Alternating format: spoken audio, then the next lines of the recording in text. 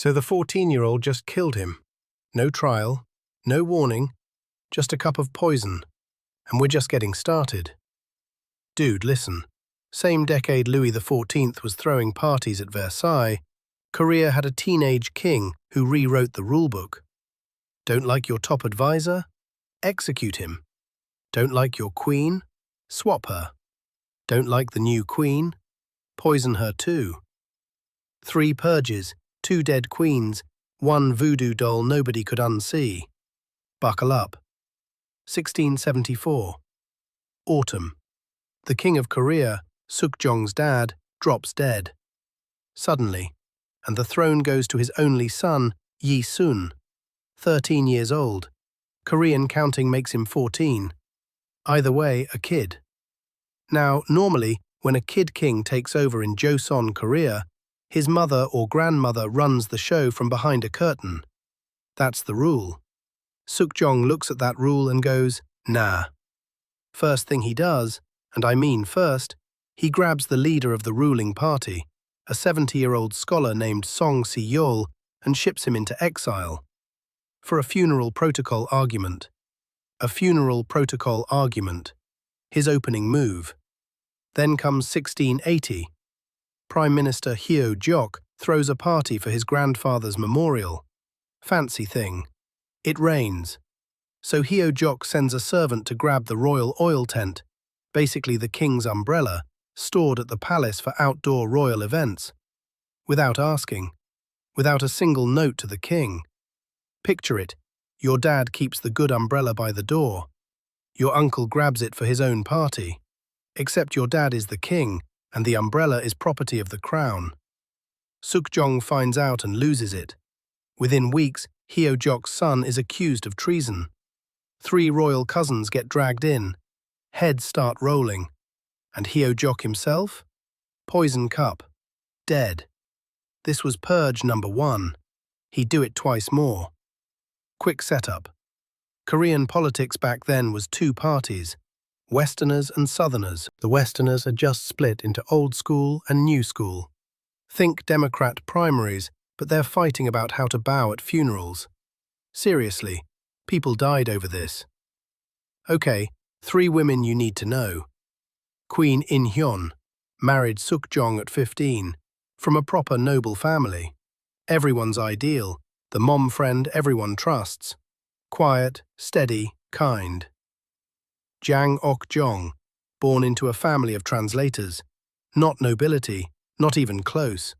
In a 500-year Korean dynasty where every single queen came from the top aristocracy. Every single one, she's the one exception. And the royal record, which almost never describes a woman's face, breaks its own rule for her.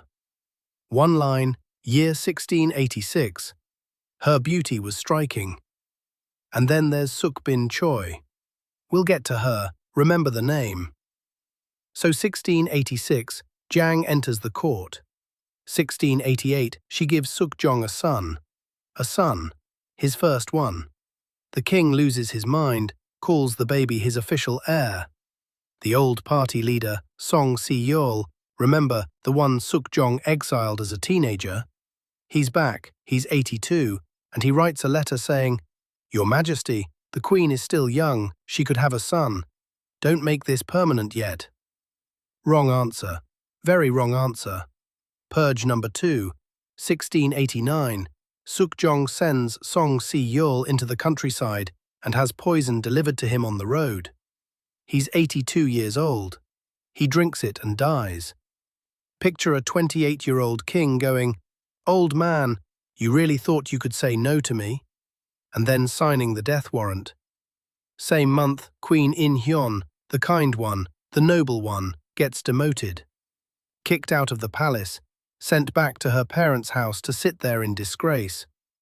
And Jang Ok-jong, the translator's daughter, the commoner, becomes the new queen.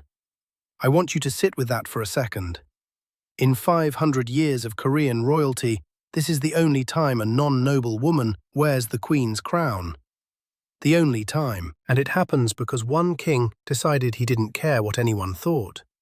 And you'd think, okay, he got what he wanted. He's got his queen, he's got his heir. He's got a purged court full of people too scared to argue. Story over, right? Yeah, 5 years later, he wakes up and regrets all of it. By 1693, Sukjong is sick of Queen Jang. She's cold, she's demanding, she's got her whole family running the court, and he feels managed. He starts wandering the palace at night, and one night he passes a small kitchen, and there's this woman, alone, setting up a tiny birthday meal. Like rice, soup, one candle, the works. And he watches her, and he asks, "Whose birthday?" She freezes, and she says, "Queen In-hyun's, Your Majesty. She has no one now. I used to serve her."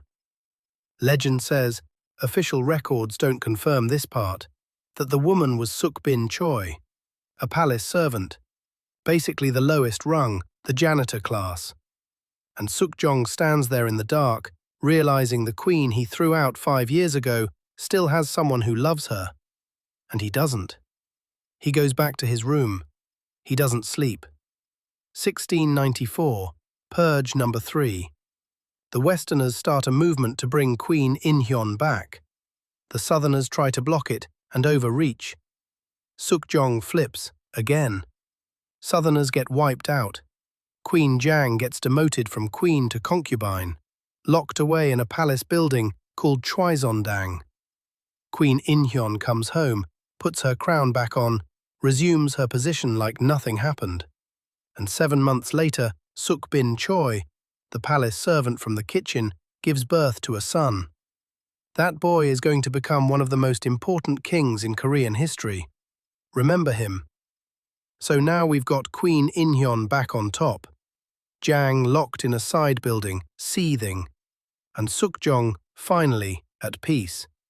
Yeah, that lasts 7 years. 1701, August.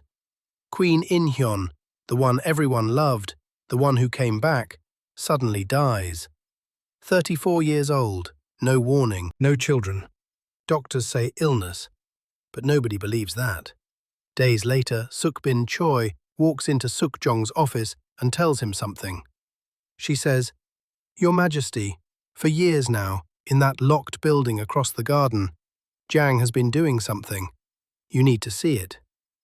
Sukjong sends investigators. They break the door down at Choisondang. And inside, and this is the part where the whole country stopped sleeping, they find it.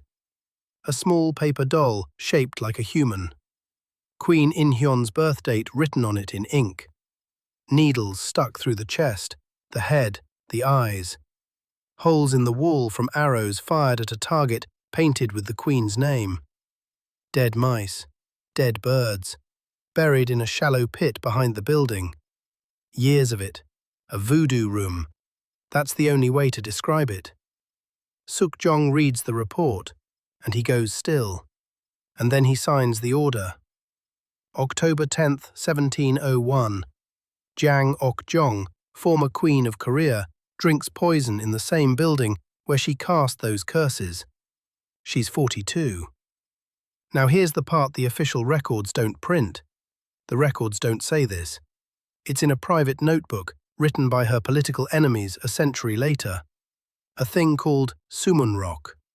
And it goes like this. Right before she drinks the poison, Jang asks to see her son, the crown prince. He's 13. They bring him in. She holds him. She says, "Come here. Let me hold you one last time. Mom didn't do anything wrong. Mom just loved your father too much." And then, while she's hugging him, she grabs, somewhere between his legs, and she pulls. Hard. Records don't say this, but 300 years later, this is the one thing Koreans still whisper about. Did the curse work? Well, her son grew up sick, became king, died at 36, childless. Sukjong lived another 19 years, died in 1720, age 60. 46 years on the throne, longer than Louis XIV had in France at the same moment. He's buried at a place called Myeonggrung, and here's the part that wrecks me. They buried all 4 of his queens next to him. including Jang Ok-jong, brought back from a commoner's grave hundreds of years later and laid down at his side. The women who spent their lives destroying each other, sharing dirt forever. On paper, he was a great king.